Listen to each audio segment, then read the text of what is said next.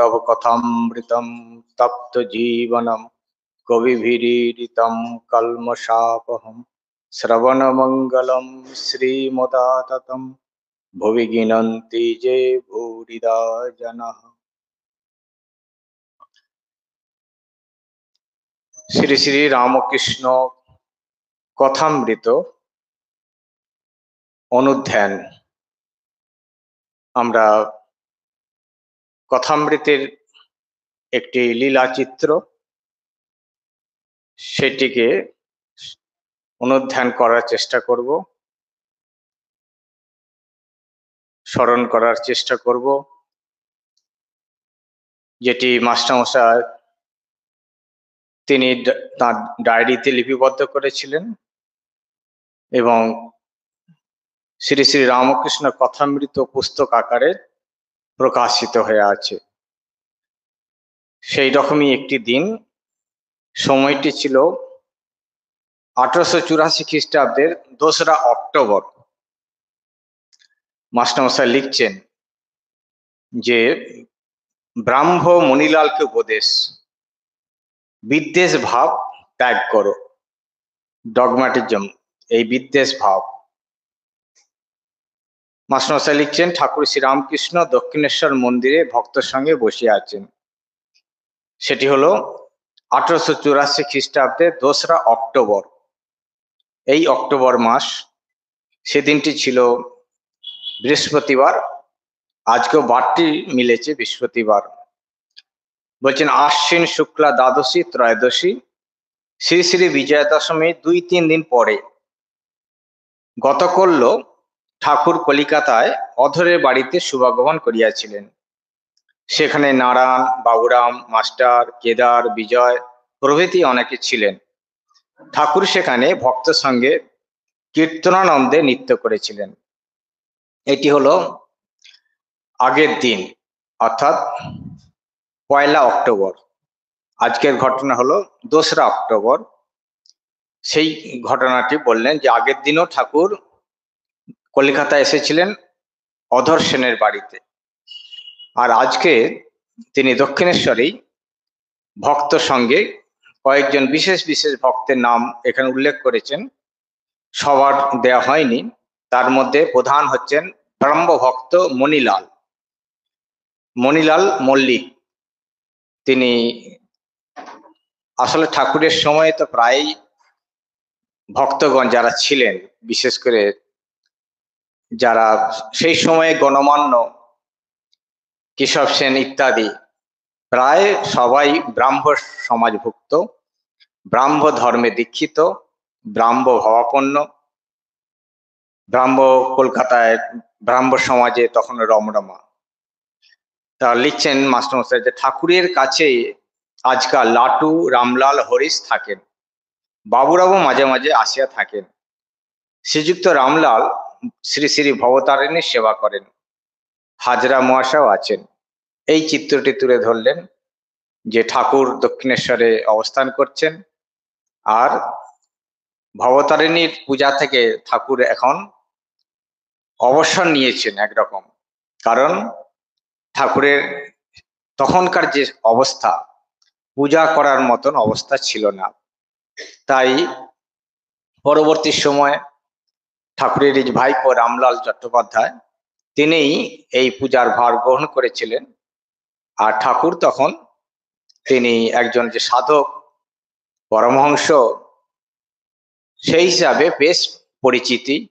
তাই যারা বড় বড় সব মানুষ, বড় বড় অর্থাৎ যারা সংস্কার সম্পন্ন, যাদের মধ্যে সেই পূর্ব সংস্কার, পুণ্য সংস্কার রয়েছে, তারা ভগবানের আকর্ষণে ছুটে এসেছেন বা ভগবানকে পরমহংস বলে চিনতে পেরেছেন। সবাই তো পারেননি, অনেকের কাছে ছিল তিনি পাগলা বামুন, কিন্তু তাদের মধ্যেও আবার যথার্থ যারা অধিকারী ছিলেন তারা চিনেছিলেন যে পরমহংস তিনি একজন অসামান্য এবং বিশেষ ব্যক্তি বা মহাপুরুষ। কেশব সেনের ভাষায় তিনি বলেছিলেন যে পৃথিবীতে শ্রীরামকৃষ্ণের মতন বড় মানুষ দেখা যায়নি, দেখতে নেই বললেই চলে। তার মতে, কেশবের মতে তিনি এতটাই উচ্চ অধিকারী ছিলেন, তিনি এক ডাকে এক বাক্যে এবং প্রথম দর্শনেই চিনেছিলেন যে শ্রীরামকৃষ্ণ অবতার। মুখে না বললেও তিনি নিজে বুঝেছিলেন, তাই তিনি আকার ইঙ্গিতে বলেছিলেন যে পৃথিবীর মধ্যে শ্রেষ্ঠ মানুষ শ্রীরামকৃষ্ণ। তখনকার দিনে, আজ থেকে 200 বছর আগে কেশব সেন এই কথা প্রচার করেছিলেন। তাই ঠাকুরের কাছে এই সব যারা শুদ্ধ ভক্ত তারা এসেছেন, তারা অবস্থান করছেন। তার মধ্যে কিছু যারা ত্যাগী, গৃহী, যাদের মধ্যে সেই সংস্কার রয়েছে, তারাই ঠাকুরের আকর্ষণে ঠাকুরের কাছে রয়েছেন। লিখছেন মাস্টারমশাই যে আজ শ্রীযুক্ত মণিলাল মল্লিক, প্রিয় মুখুজ্জে, তাহার আত্মীয় হরি, শিবপুরে একটি ব্রাহ্ম ভক্ত, বড়বাজার 12 নম্বর মল্লিক স্ট্রিটের মারোয়ারি ভক্ত, সকলেই উপস্থিত আছেন। এরা বিশেষ বিশেষ ব্যক্তি, সেই জন্য এই নামগুলো মাস্টারমশাই এখানে উল্লেখ করলেন। ক্রমে দক্ষিণেশ্বরে কয়েকটি ছোকরা, স্মৃতির মহেন্দ্র কবিরাজ প্রভৃতি ভক্তরাও আসিলেন। মহেন্দ্র কবিরাজ তিনি যে একজন কবিরাজি ডাক্তার ছিলেন, ঠাকুরেরও তিনি চিকিৎসা করেছিলেন পরবর্তী ক্ষেত্রে। আর মণিলাল পুরাতন ব্রাহ্ম ভক্ত। মণিলাল মল্লিক তিনি একজন পুরাতন ব্রাহ্ম ভক্ত, অর্থাৎ ব্রাহ্ম ভক্তদের যারা নেতা পর্যায়ে ছিলেন তাদের অন্যতম বলা যায়। শ্রীরামকৃষ্ণ ভক্ত ব্রাহ্ম মণিলাল প্রভৃতির প্রতি বলছে, নমস্কার মানুষই ভালো, পায়ে হাত দিয়ে নমস্কারে কি দরকার, আর মানুষে নমস্কার করলে কেউ কুণ্ঠিত হবে না। আমারই ধর্ম ঠিক আর সকলের মিথ্যা, এ ভাব ভালো নয়।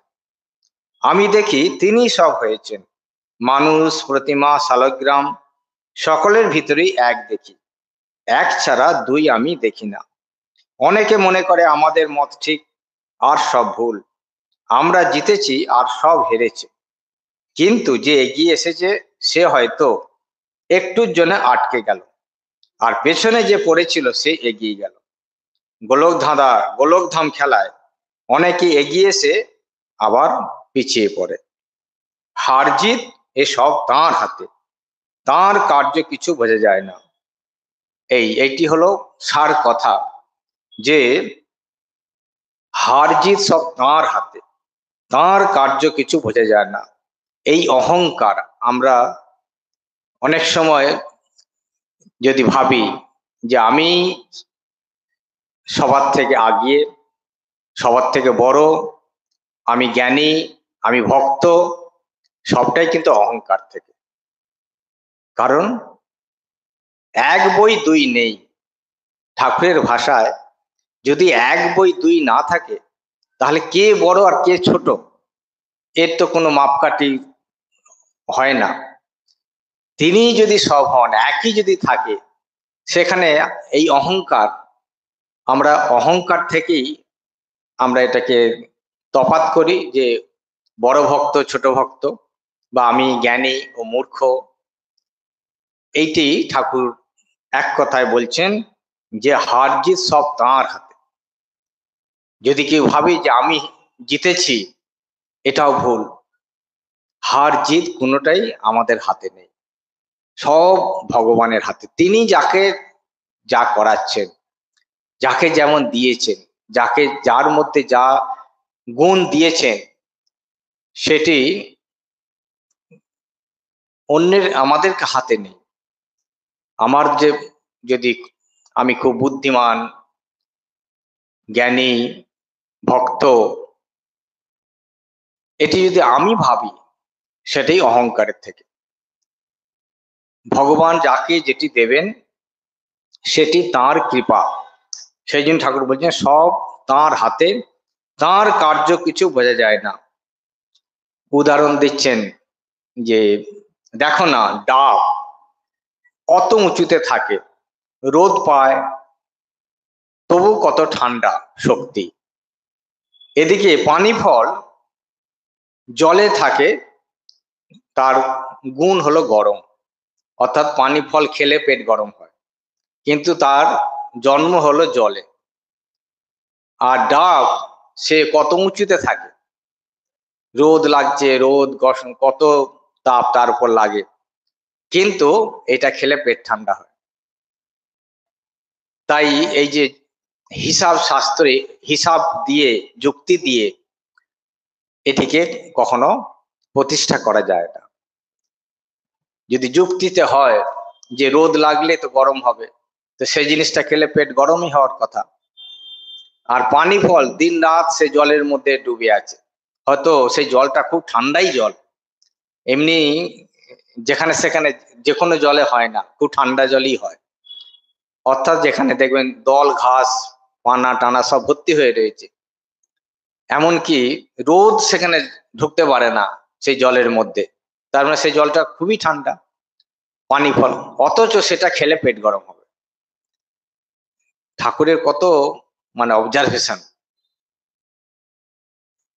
তাই এই এই কোন রকম যুক্তি মাপকাঠি দিয়ে বলা যায় না যে এইটি হতে পারে, এইটি হতে পারে। এটি তার কার্য, এটি তার সৃষ্টি। তিনি ৯ কে ৬, ৬ কে ৯ করতে পারেন, তার কাছে অসম্ভব কিছু নেই। তাই সম্পূর্ণ তার ইচ্ছার উপর নির্ভর করে পড়ে থাকা, তার উপর শরণাগতি, এটাই ঠাকুরের আমাদের জন্য তার উপদেশ নির্দেশ, যে ঈশ্বরের মুখাপেক্ষী হয়ে থাকা, ঈশ্বরের উপর নির্ভর করে পড়ে থাকা। তারপরে বলছেন মানুষের শরীর দেখো, মাথা যেটা মূল সেটা উপরে, সাধারণত মূল সেটা কি হয়, নিচে থাকে।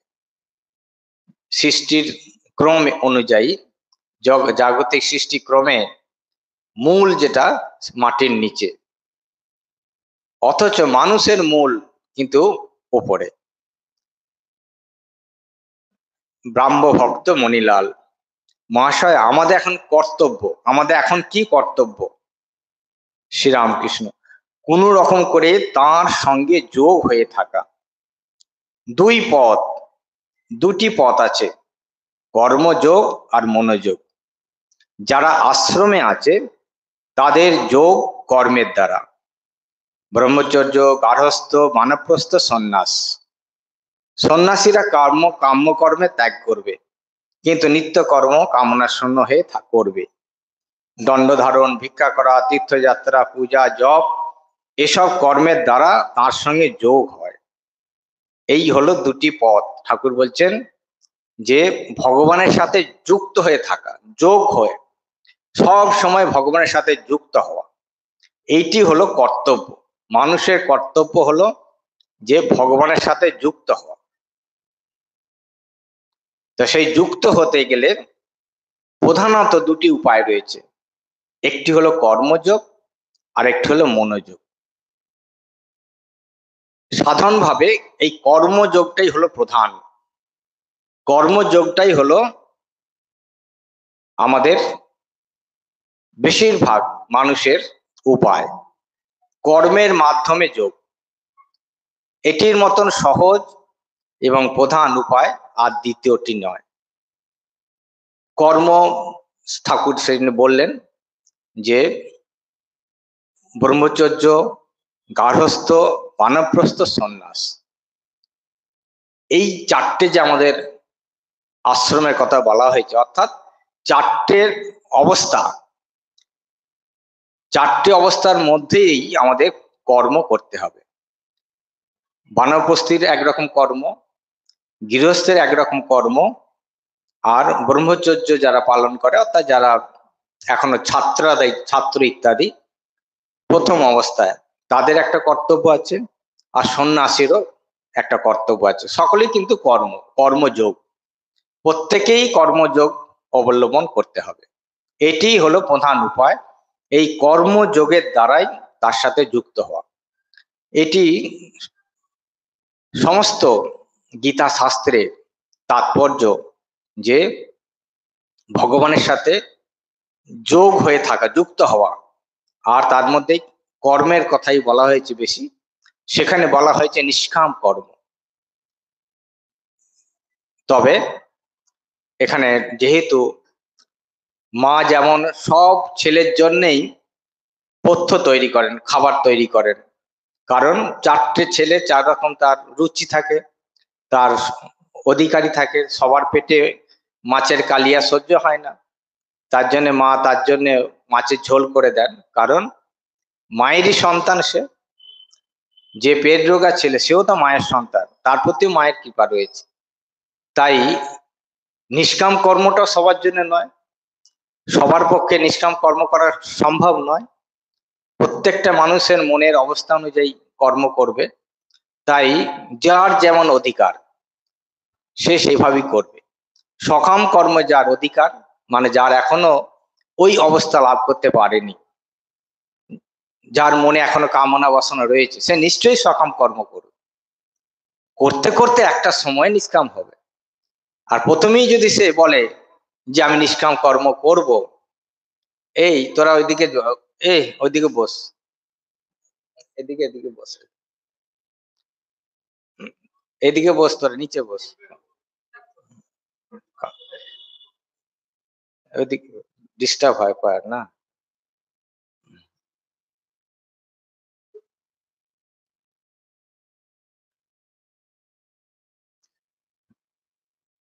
সকাম কর্ম আর নিষ্কাম কর্ম, তাই যার ভিতরে কামনা বাসনা রয়েছে তাকে যদি বলা হয় যে তুমি সমস্ত কামনা ছেড়ে দাও, নিষ্কাম কর্ম করো, তাহলে তার একুল উকুল দুকুল যাবে। সে সকামটাও করলো না আর নিষ্কামটাও করবে না, পারবে না, কারণ অধিকারী নয়। তার জন্য কিন্তু সকাম কর্ম।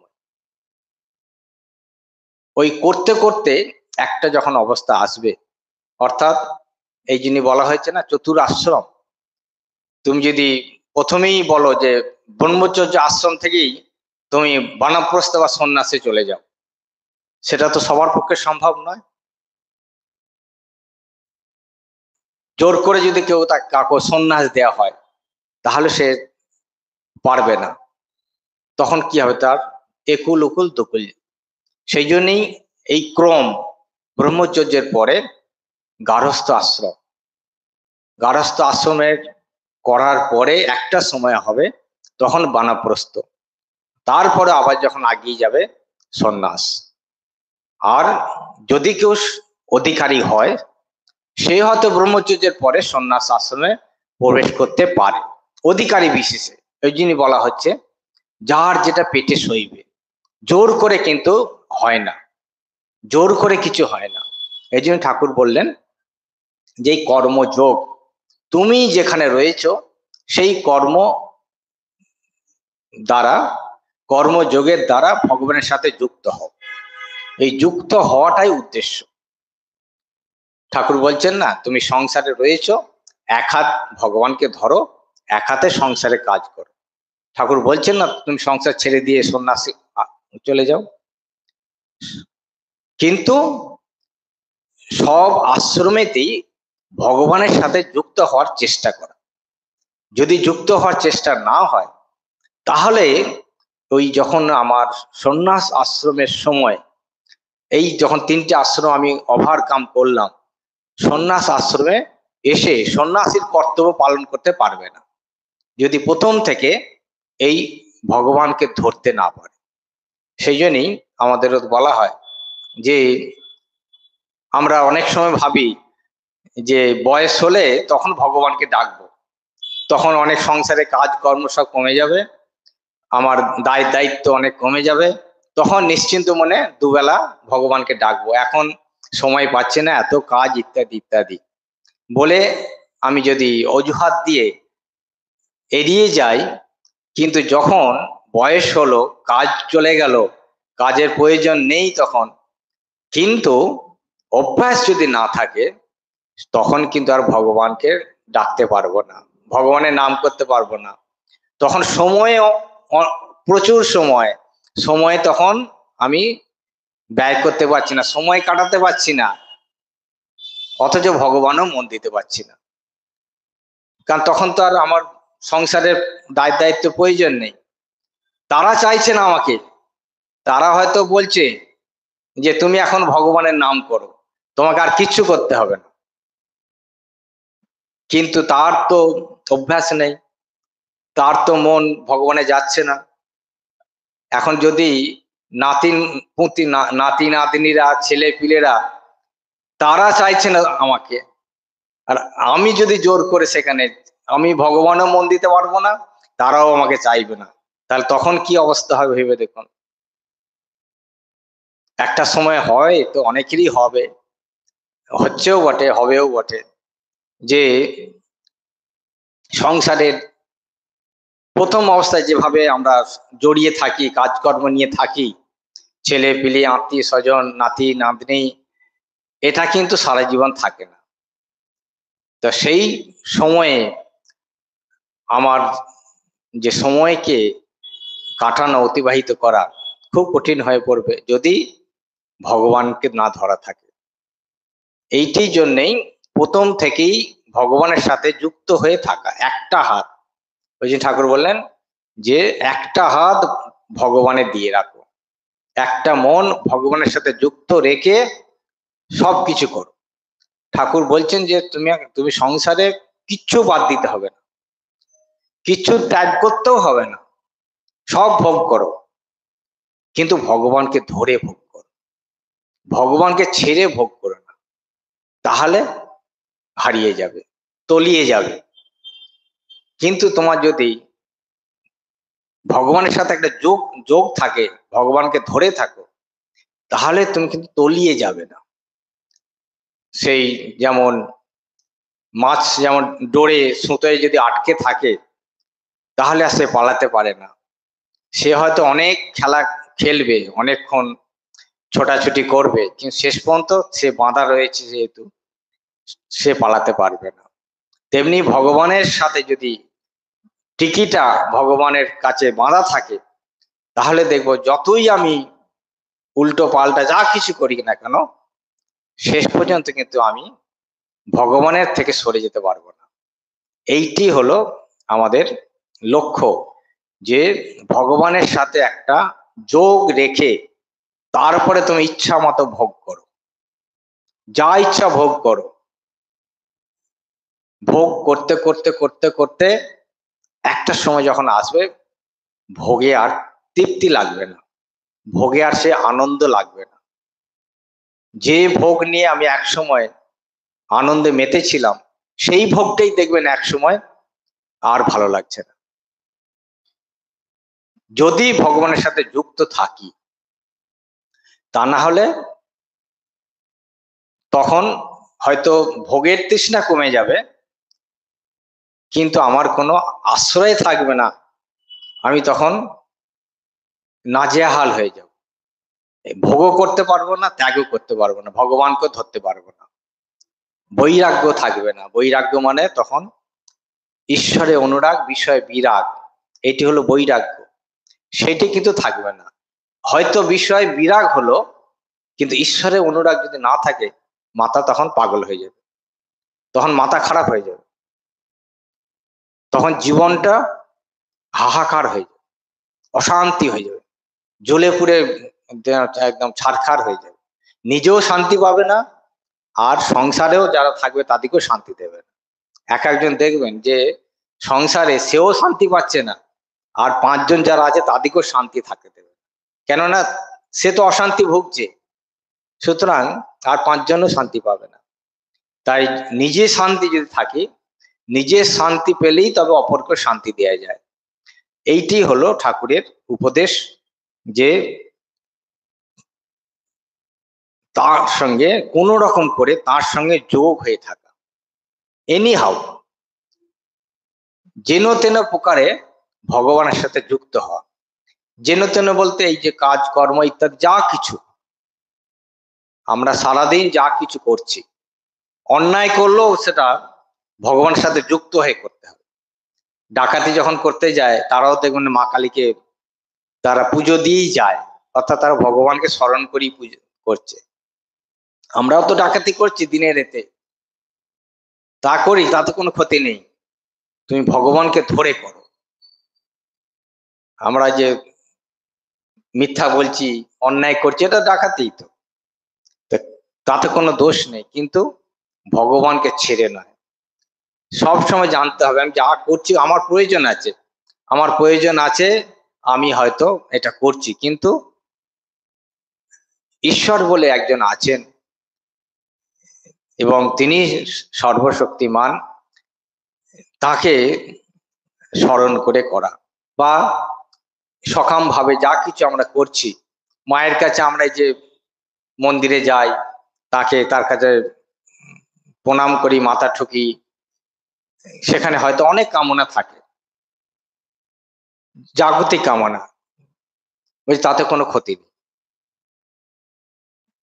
এই কামনাটা দোষের নয়, যেহেতু আমার প্রয়োজন আছে, আমার প্রয়োজন আছে, আমি প্রয়োজন বোধ করছি, সুতরাং আমাকে মায়ের কাছে চাইতে হবে, প্রার্থনা করতে হবে, মাকে ধরে করতে হবে, তাতে দোষ নেই।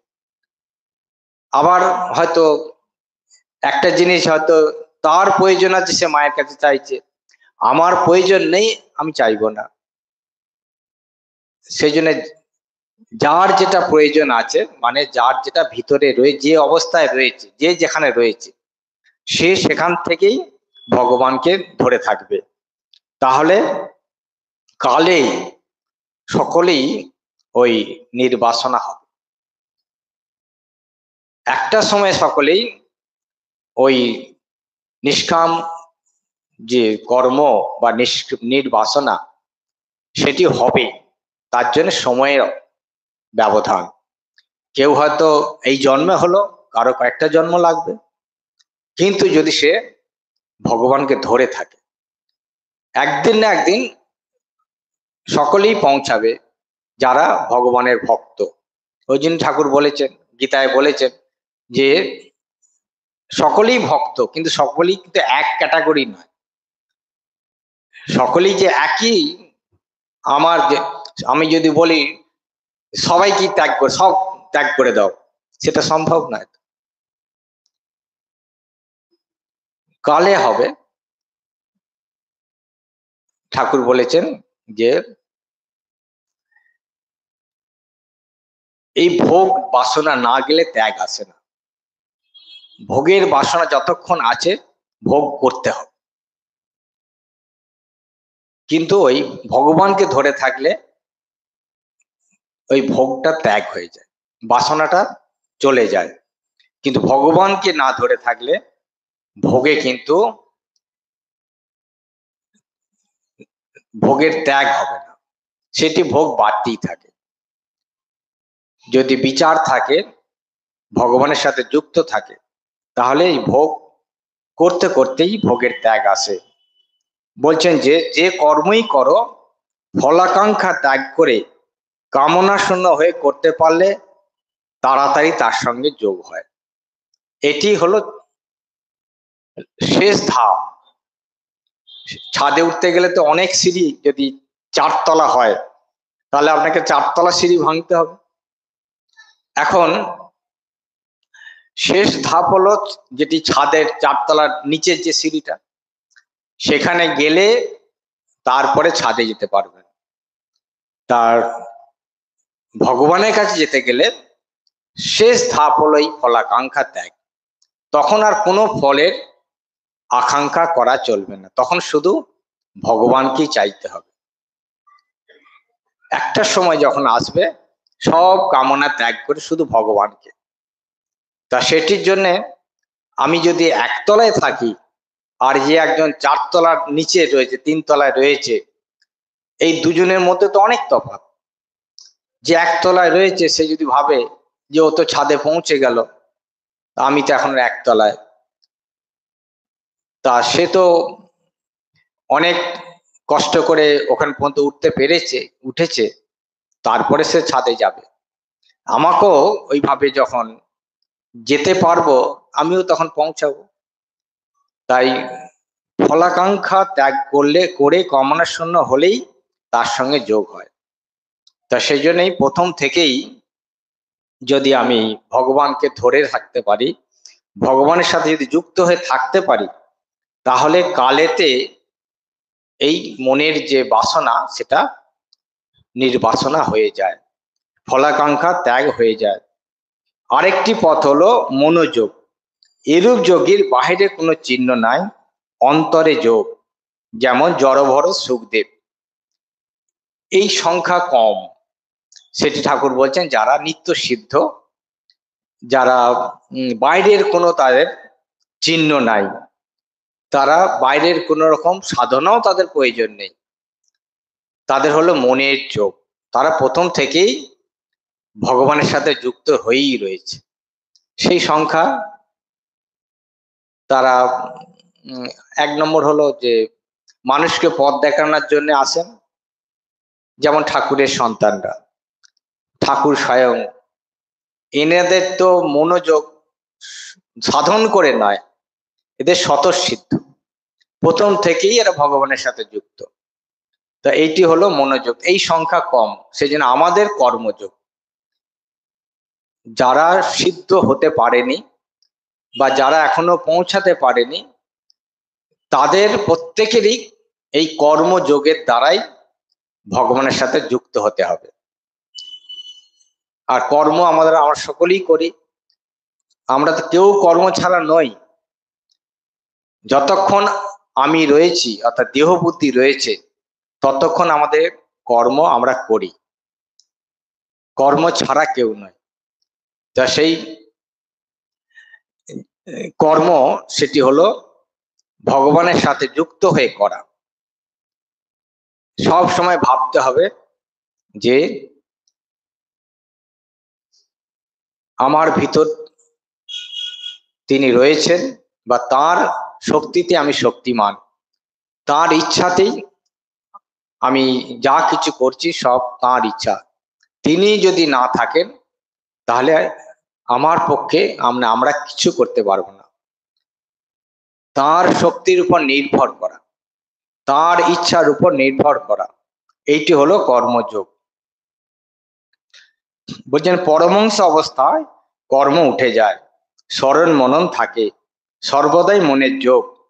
আর যদিও কর্ম করে সে লোক শিক্ষার জন্য। এটি যারা সিদ্ধ পুরুষ, তাদের যে সমস্ত কর্ম, সেটি হলো লোক শিক্ষার জন্য। কর্মের দ্বারাই যোগ হোক আর মনের দ্বারাই যোগ হোক, ভক্তি হলে সব জানতে পারা যায়। ভক্তিতে কুম্ভক আপনি হয়, একাগ্র মন হলেই বায়ু স্থির হয়, আর বায়ু স্থির হলেই মন একাগ্র হয়, বুদ্ধি স্থির হয়। ভক্তি যোগেই সব পাওয়া যায়। আমি মার কাছে কেঁদে কেঁদে বলেছিলাম, মা, যোগীরা যোগ করে যা জেনেছে, জ্ঞানীরা বিচার করে যা জেনেছে, আমায় জানিয়ে দাও, আমায় দেখিয়ে দাও। মা আমায় সব দেখিয়ে দিয়েছেন। ব্যাকুল হয়ে তাঁর কাছে কাঁদলে তিনি সব জানিয়ে দেন। কর্মযোগ অর্থাৎ ভক্তিযোগ, কর্মযোগের মধ্যে হলো ভক্তিযোগ। ভক্তিযোগটাও কর্মযোগ। আমি প্রার্থনা করছি, তার ধ্যান করছি, তাকে স্মরণ করছি, এটাও তো কর্ম। কর্ম ছাড়া তো হবে না। কিন্তু এর মধ্যে হলো ভক্তি। ভক্তি অর্থাৎ ভগবানকে আপন হয়ে ডাকা, ব্যাকুল হয়ে তার কাছে প্রার্থনা করা। এইটিতে হচ্ছে, এইটি খুব তাড়াতাড়ি হয়। কারণ কেবল কর্ম যদি থাকে, শুধু কর্মতে যদি আমি ভগবানকে জড়িয়ে না কর্ম করি, তাহলে সেই কর্মটা ভক্তিতে পরিণত হয় না। কর্ম করতে করতে কর্মযোগটা ভক্তি যোগে পরিণত হবে। ঠাকুরের, যেমন আমরা যখন হয়তো ঠাকুরের পূজা করছি, ঠাকুরের কোনো কাজ করছি, ঠাকুরের ঘর পরিষ্কার করছি, ঠাকুরের ফল কাটছি, ভোগ রান্না করছি, এই যে কর্মটা এমন ভাবে করতে হবে আন্তরিকতার সাথে, সেটা ভগবানের ভক্তি রূপে পরিণত হবে। এটি হবে প্রধান ভগবানের সাথে যুক্ত হওয়ার আরেকটি উপায়, যে কর্মটা মন প্রাণ দিয়ে করতে করতে ভগবানের সাথে একাত্ম হয়ে যাবে। এইটি হবে ভক্তি যোগ। আর তার কাছে ব্যাকুল হয়ে প্রার্থনা করা। দেখবেন কোনো কাজ যদি আমরা যখন করি, আন্তরিকতার সাথে যদি করি, ভগবানকে যদি আন্তরিকভাবে প্রার্থনা করে সেটা যদি আমি করি, সেটা ভক্তি মিশ্রিত হয়ে কর্মটা, সেখানে ভক্তির প্রাধান্য বেশি হয়। আর তাতেই ভগবানের সাথে যুক্ত হওয়াটা আরো সহজ হয় এবং সেটি বেশি যুক্ত হওয়া যায়। তখন কি হয়, পারিপার্শ্বিক সব ভুলে মন একাগ্র হয়ে যায়। এই রকম যখন আমরা আন্তরিকতার সাথে ভগবানের যে কোনো কাজ, আপনি শুধু পূজা কাজ কেন, আপনি যদি মনে করেন আমি কোনো অফিসে কাজ করছি, কোনো অন্য কোনো জায়গায় কাজ করছি, সেটাও যদি আন্তরিকতার সাথে করি, যদি ভাবি এটা ভগবানেরই কাজ, মাস্টারি ছেলে পড়াচ্ছে, সে যদি ভাবে এটিও ভগবানের কাজ, ভগবানকে আমি এইভাবে সেবা করছি, পূজা করছি, ওটা যদি আন্তরিকতার সাথে হয়, তা সেটাতে যেমন ভগবানের সাথে যুক্ত হওয়া যায়। আর ওই ভাবটা যদি না থাকে তাহলে কিন্তু অতটা হওয়া যায় না। সেদিন ঠাকুর বললেন যে যা কিছু আমরা করব, এই কর্মযোগ, সেটা ভগবানের সাথে আন্তরিকতার সাথে ভক্তি নিয়ে যদি করি, সেটা আরো বেশি ফল, তাতে আরো ভগবানের সাথে যুক্তটা খুব তাড়াতাড়ি হয় এবং আরো গাঢ় ভাবে হয়। এবং এমন কি বলছে, একাগ্র ভক্তিতেই তখন কুম্ভক হয়, মন একাগ্র হয়ে যায়। যখন আমি খুব ভক্তি করি, ঠাকুর মা কোন একটা কাজ করছি, একাগ্র মনে ভক্তি নিয়ে, দেখবেন মন তখন একাগ্র হয়ে যাচ্ছে, অন্য কিছুর দিকে আর মন যাচ্ছে না। আর তখনই ঠাকুর বলছেন যে একাগ্র মন হলেই বায়ু স্থির হয়ে যায়। বায়ু স্থির হওয়া মানে মন চঞ্চল হয় না। যেমন কি হয়, যেখানে বায়ু থাকে না, যেমন প্রদীপ যখন জ্বলে, বাতাস যদি না থাকে তখন প্রদীপটা একটানা জ্বলতে থাকে, কোনো হেলদোল থাকে না। তেমনি আমাদেরও অন্তর বাতাস, এমন অন্তর বাতাস চলছে, সেখানে মনকে সব সময় চঞ্চল করে দিচ্ছে। আর যদি ওই বাতাসটা স্থির হয়ে যায়, তখন মন প্রদীপের মতন একটানা জ্বলতে থাকে, মন আর এদিক ওদিক যায় না। তাকেই বলা হয় কুম্ভক, যেটা যোগেতে হয়ে যায়। কুম্ভক হলে মন তখন একাগ্র হয়ে একদম ভগবানের নিবিষ্ট হয়ে যায়।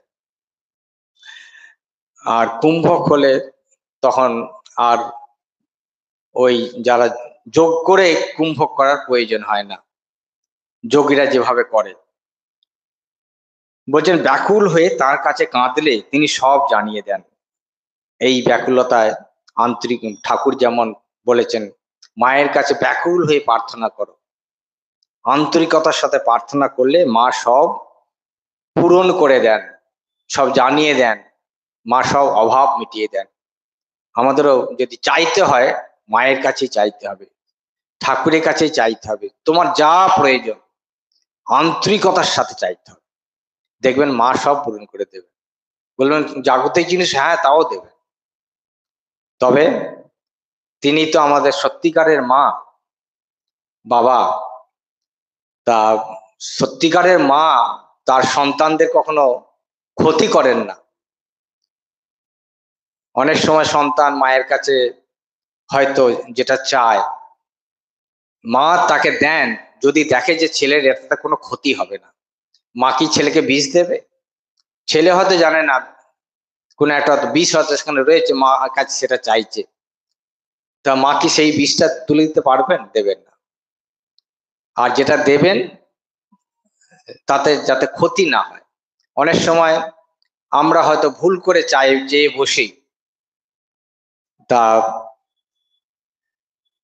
তখন যেমন অনেক সময় মা, ছেলে যখন নাচার বান্দা হয়, তখন মা কি করেন, তখন দেখে যে ঠিক আছে ও যখন এত বায়না ধরেছে, তখন দিয়ে দেয়। কিন্তু দিয়ে দিয়ে দেয় যাতে খুব বেশি ক্ষতি না হয়, এমন জিনিস দেবেন যাতে তার ক্ষতি হবে না। সে তখন হয়তো কিছুক্ষণ পাওয়ার পরে সেই তখন বলবে মা এ আমার দরকার নেই, এটা ভালো লাগছে না। মা জানে যে এটা তোর কোনো কাজে লাগবে না, বা এটাতে ওর কোনো সন্তুষ্ট হবে না, হয়তো বায়না ধরেছে, ঠিক আছে, মা তখন তাকে সান্ত্বনা দেওয়ার জন্য দিল। সেই তখন কিছুক্ষণ পরে এসে বলবে আমার এটা দরকার নেই। মা বলবে আমি জানি তো।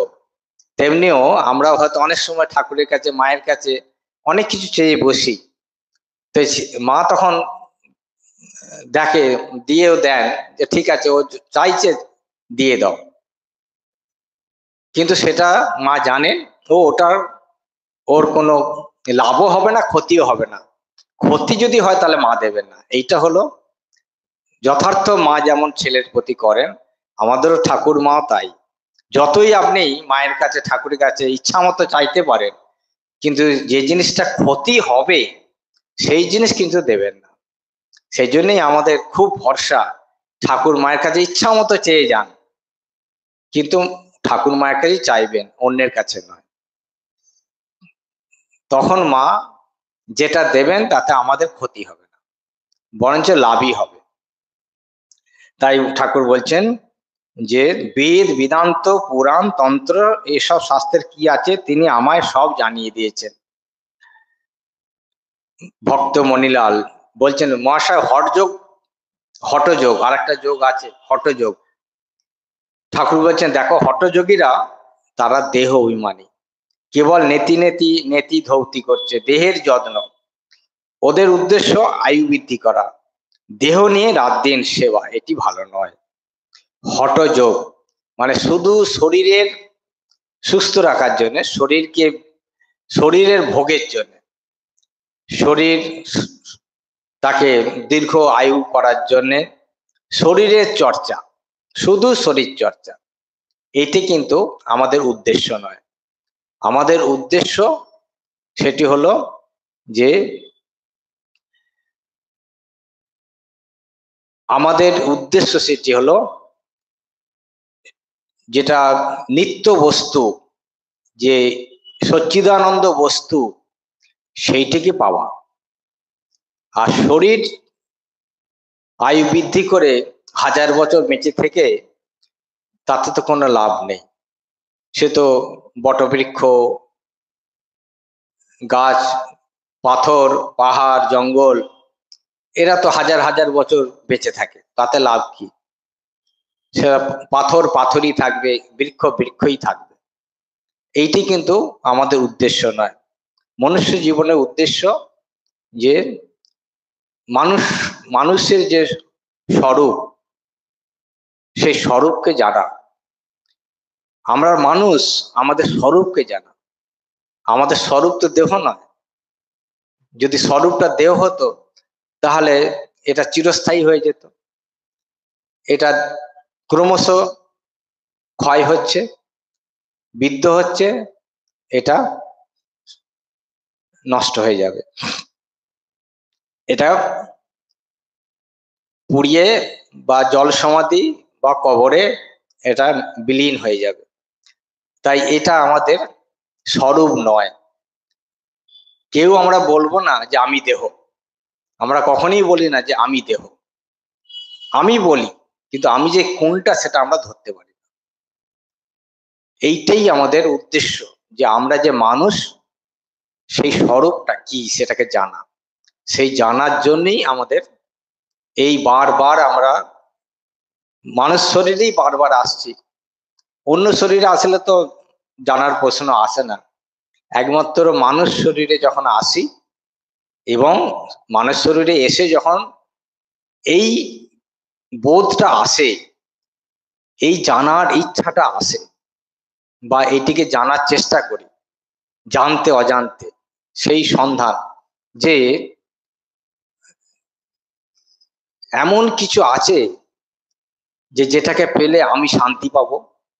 এই প্রশ্ন যখন মনে আসে যে এই সংসারে শান্তি কোথায় পাবো, কিসে শান্তি আছে, সে শান্তিটা কি, যখন এই প্রশ্ন আসে, যখন আমরা ঘুরতে ফিরতে বিভিন্ন ভাবে এই ভগবানকে ধরার চেষ্টা করি, ভগবানকে খোঁজার চেষ্টা করি, না একমাত্র ভগবানই শান্তি। এছাড়া আর কোথাও শান্তি নেই, এইটি যখন আমাদের মনের মধ্যে আসে তখনই ভগবানকে খোঁজার চেষ্টা করি। আর সেই ভগবান সেটি কোথায় সেটিকে ধরিয়ে দেন যারা আমরা ধরতে পারি না সহজে। আমরা ভগবানকে খুঁজতে চাই, ভগবানের শান্তি এটা মনের মধ্যে প্রশ্ন থেকে আমরা বুঝতে পারি যে না, ভগবানই একমাত্র শান্তি। কারণ সেটি প্রত্যক্ষ হয় যে ভগবানকে ডাকলে, ভগবানের নাম করলে, ভগবানের কাছে গেলে মনে একটা শান্তি হয়। তা সেই ভগবানটা কোথায় পাবো, কোথায় আছে, কিভাবে পাবো, সেইটা যিনি ধরিয়ে দেন তিনি হলেন গুরু। তিনি বলে দেন, গুরু, শাস্ত্র এবং যারা জেনেছেন, যিনি জেনেছেন ভগবানকে, তিনি বলে দেন যে ভগবানকে এইভাবে খোঁজো, এইভাবে ডাকো, তাহলেও ভগবানকে দেখতে পাবে, ভগবানকে জানতে পারবে। দেখতে পাই না পাই, তিনি যে আছেন সেটা অনুভব হবে, তার আভাস পাবে। আর যখনই কেউ একটু আভাস পাবে, তার যে এই খোঁজার যে চেষ্টাটা ক্রমশ বাড়তে থাকবে। তাই আজকে যারা এই যে ভগবানকে চিন্তা করছি, ভগবানকে নাম করছি, ভগবানের চিন্তা করলে, ভগবানকে দর্শন করলে মনে শান্তি হয়। এই যাদের মনে অন্তত এই যে ঠাকুর মাকে দেখুন প্রণাম করলেই যেন মনে একটা শান্তি আসে, সেই জন্য তো আমরা করি, প্রণাম করি, তাকে অন্তর থেকে দর্শন করি, প্রণাম করি। কেন করি? আমি তো শান্তি পাই বলে করি। যদি ওখানে কষ্ট পেতাম তাহলে আমরা কেউ করতাম? আমরা কেউ করতাম না। জানতে অজান্তে আমরা একটা শান্তি পাই, সুখ পাই, সেই জন্য আমরা ভগবানের কাছে আসি, ভগবানকে প্রণাম করি, দর্শন করি। তো এইটি ক্রমশ বাড়তে থাকবে। যত আমি বাড়াবার চেষ্টা করব, যত তার দিকে আগাবো, ঠাকুর বলছেন যে তুমি যখন গঙ্গার দিকে যাবে, গরমকাল, যখন গঙ্গার কিছুটা দূরে গেলি, মানে গঙ্গার কাছাকাছি একটু আসলি, দেখবেন ঠান্ডা বাতাস আসছে। তা সেই ঠান্ডা বাতাসটা যত আগেই যাবে তত বাড়তে থাকে। যখন একবারে কাছে যাও তখন কি ঠান্ডা, কি শান্তি। এইটাই হলো আমাদের, আমরাও যত ভগবানের কাছে যাব তত দেখবেন শান্তি পাবো। আর এটাও লক্ষণ যে আমি ভগবানের কাছে যাচ্ছি কিনা। যত মনে শান্তি আসবে, মানে ভগবানকে দর্শন করে, ভগবানের নাম করে, ভগবানের কথা শুনে, তখন জানবো যে আমি ভগবানের দিকে আগাচ্ছি। এইটি হলো মনুষ্য জীবনের উদ্দেশ্য। ওই ভগবানকে, ভগবান তিনি যে আনন্দ স্বরূপ, সচ্চিদ আনন্দ, তাকে অনুভব করা, তার যে আনন্দ, সেই আনন্দকে উপলব্ধি করা। তাই ঠাকুর বলছেন তোমাদের কর্তব্য যে, এটি ব্রাহ্ম ভক্ত মণিলালকে বলছেন যে তোমরা মনে কামিনী কাঞ্চন ত্যাগ করবে, তোমরা সংসারকে কাকবিষ্ঠা বলতে পারো না। এই ঠাকুর বলে দিলেন যে সংসারী যিনি ব্রাহ্ম ভক্ত মণিলাল মল্লিক, তাকে এই কথাটা বলছেন। তিনি তো স্থান কাল পাত্র দেখে আমাদের উপদেশ, এটি হয়তো একজন সন্ন্যাসীর জন্য নয়, একটা সংসারী ব্যক্তি, তাকে বলছেন যে তুমি এই সংসারটাকে কাকবিষ্ঠা মতো ত্যাগ করতে পারো না, করবে না।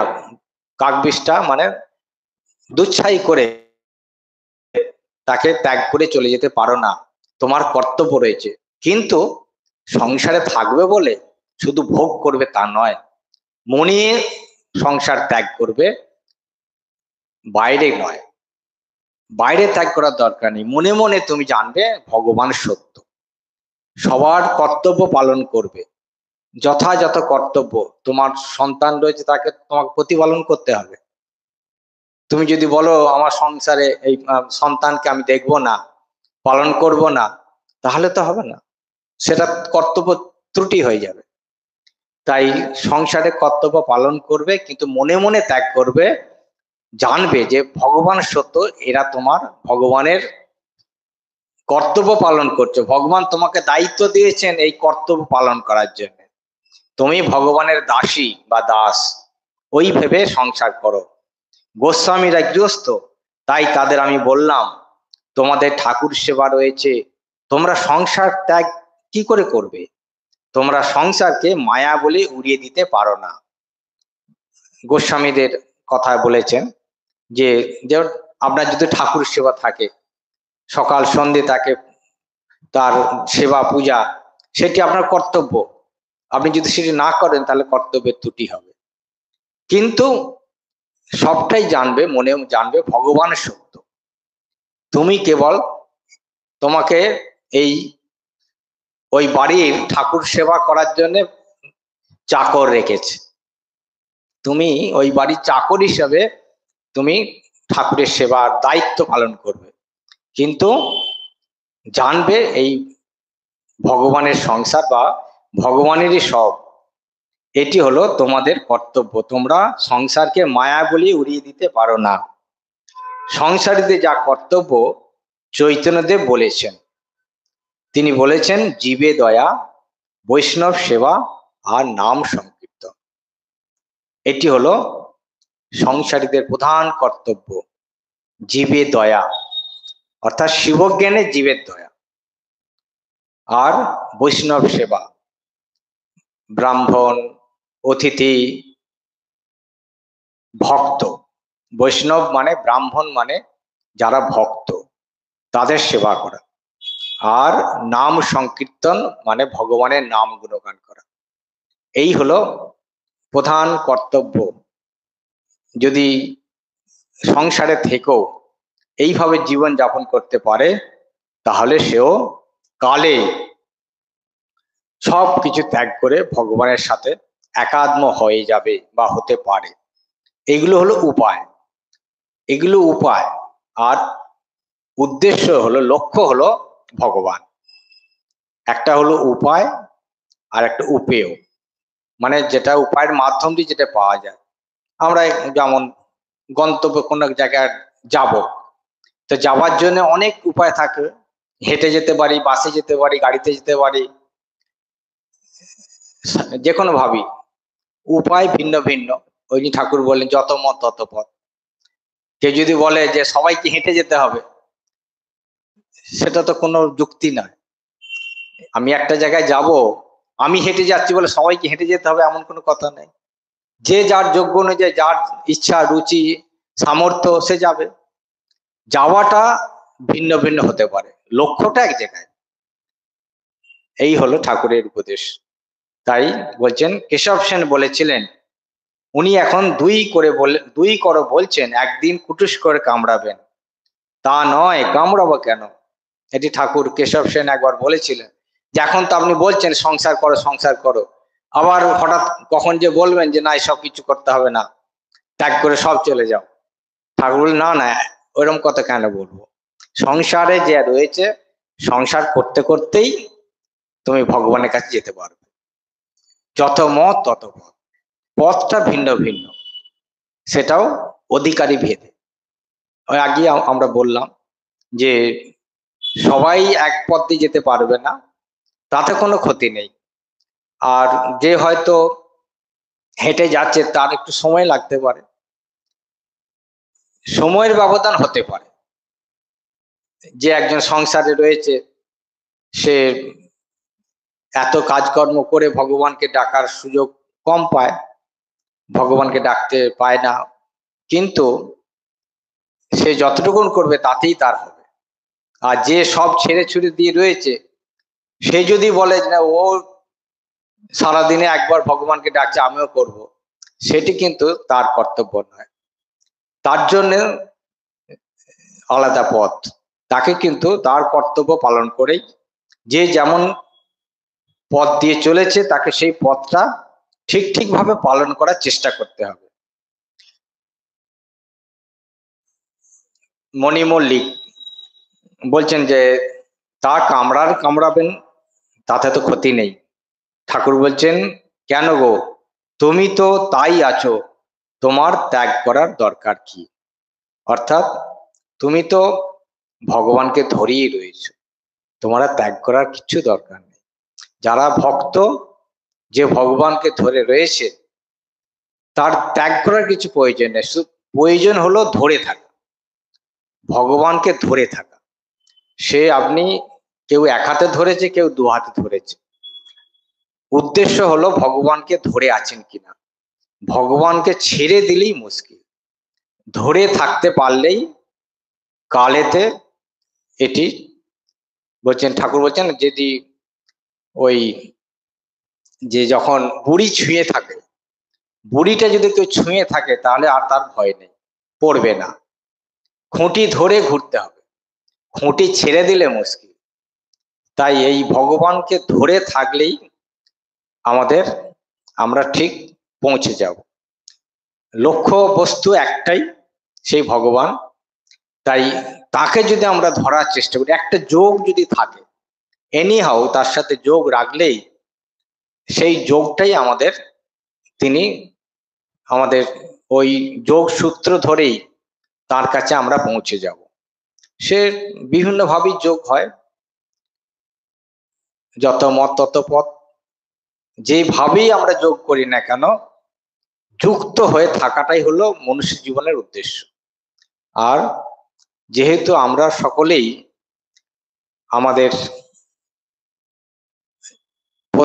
আমরা বিশেষ করে যারা ভক্ত, তারা তো ভগবানের অংশ।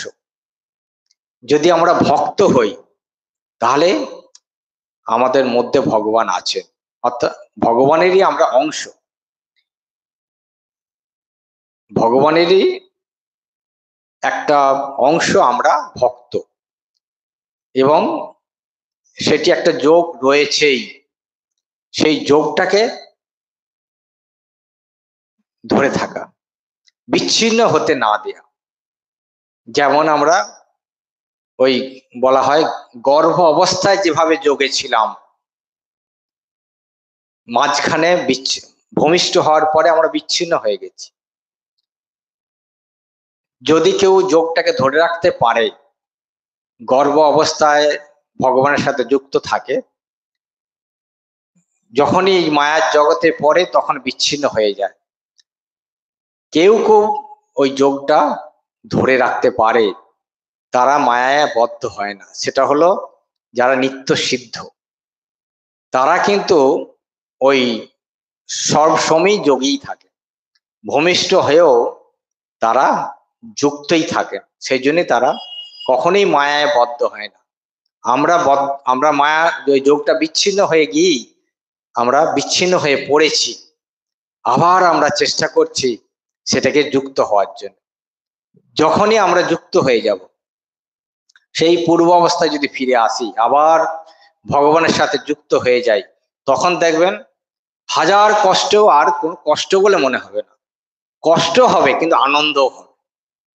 এইটি হলো যে ভগবানের সাথে যুক্ত হওয়ার যে হলে যে তার যে ফল।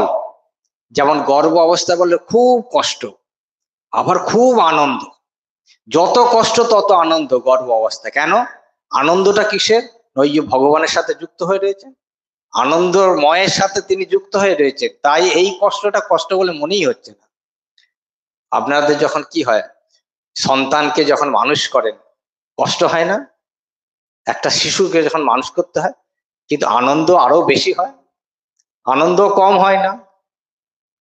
যেমন কষ্ট হয় আবার আনন্দ হয়। এই ঠিক তাই, ভগবানের সাথে যুক্ত হলে যত কষ্ট হোক, আর ওই আনন্দতে এই কষ্টটাও কষ্ট বলে মনে হয় না। এইটি হলো আমাদের ভক্ত যখন আমরা হব, ওই আমাদের ভগবানের সাথে যুক্তটা আমাদের আবার পুনরায় যুক্ত হয়ে গেলে তখন আর কোনো ভয় নেই, তখন এই মায়া মুক্ত হয়ে যাব।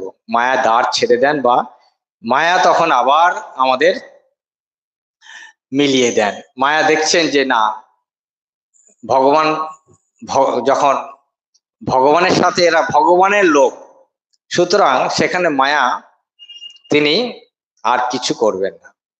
ঠাকুর বলছেন না, যদি মহামায়া জানতে পারে যে এই ঈশ্বরের লোক, মহামায়া তাকে দ্বার ছেড়ে দেবে। কেন? প্রভুর লোক। একটা বাড়ির কুকুর যখন জানতে পারে, অপরিচিত লোক যখন আসে, সে যদি জানতে পারে যে আমার প্রভুর লোক, তখন সে কিচ্ছু করবে না, বরঞ্চ তাকে আবার প্রভুর কাছে নিয়ে যাবে। আসুন আসুন আসুন, সে ল্যাজটা নাড়তে নাড়তে প্রভুর ঘর পর্যন্ত পৌঁছে দেবে। কেন না, এই প্রভুরই লোক, কারণ আমিও প্রভুর লোক, ও প্রভুর লোক। তেমনি মহামায়াও যদি জানতে পারে যে এ প্রভুর লোক, প্রভুর বিশেষ পাত্র, সেখানে মহামায়া একদম তিনি দ্বার ছেড়ে দেবেন। এটি হলো আমাদের, আমরা যদি ঠাকুর মাকে ধরতে পারি, মহামায়া আমাদের কিছু করবে না। মহামায়া আমাদের সমস্ত দ্বার ছেড়ে দেবেন, বরঞ্চ তিনি আমাদের আরো ভগবানের কাছে পৌঁছে দেবেন। আমরা আজকে এখানে শেষ করছি। ওম নিরঞ্জনম নিত্যমনন্ত রূপম ভক্তানুকম্পাধিত বিগ্রহং বৈ ঈশাবতারং পরমেশমিড্ঢম তং রামকৃষ্ণম শিরসা নমামः।